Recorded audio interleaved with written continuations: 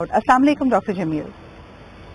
वालेकुम अस्सलाम। सर बहुत बहुत शुक्रिया। किस तरह देखते हैं आप सेनेटर मुशाहिद हुसैन साहब की बात को कि अगर ये तीन बड़ी जमातें आपस में फैसला नहीं करती तो फैसला कहीं और से होगा। इसके साथ साथ उन्होंने तमाम सियासी कैदियों इंक्लूडिंग बानी पीटीआई की रिहाई का भी तकाजा किया है, क्या कहेंगे आप?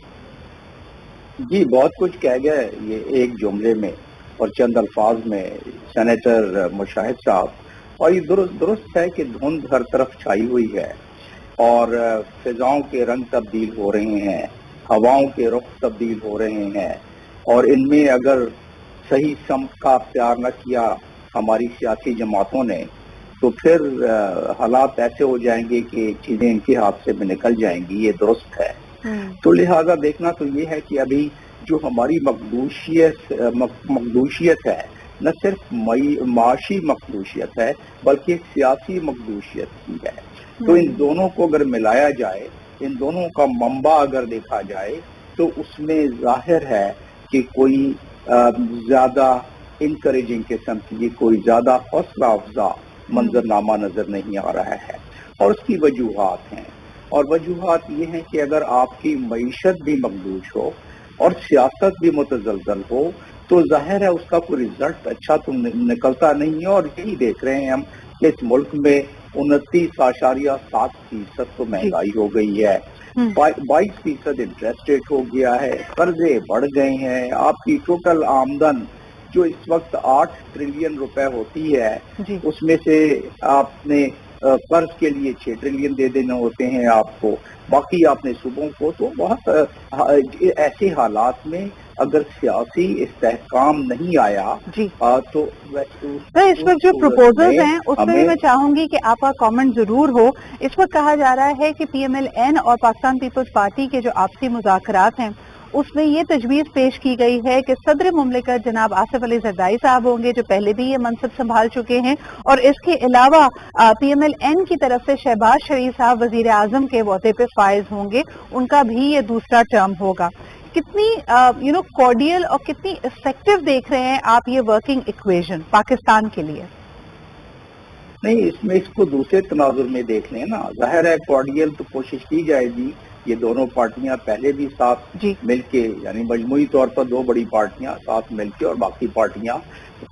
PDM 1 था, ये PDM 02 हो जाएगा, उससे ज्यादा तो कुछ नहीं। लेकिन PDM 1 के वक्त फिर भी हालात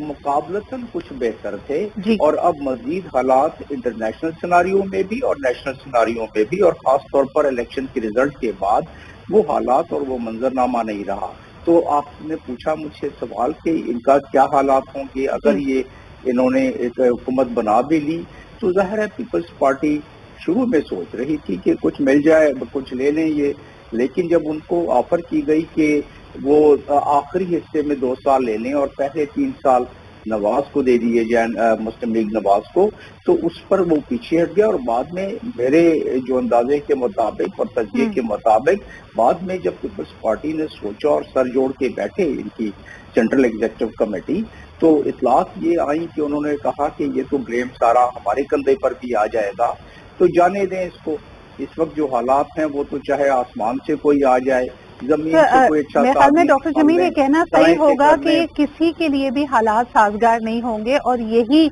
एक हेजिटेंस हमें तमाम जमातों में नजर आ रही है। एक तरफ वो यकीनन अवाम का मैंडेट लेकर अगर पहुंचे तो ख्वाहिश तो होगी हुकूमत बनाने की, लेकिन हुकूमत बनाने के बाद जो उमूर हैं वो ज्यादा पेचीदा है। डॉक्टर जमील मुझे बताइएगा कि व्हाइट हाउस का जो इसके ऊपर रद्द अमल आया था, उन्होंने भी तशवीश का इजहार किया था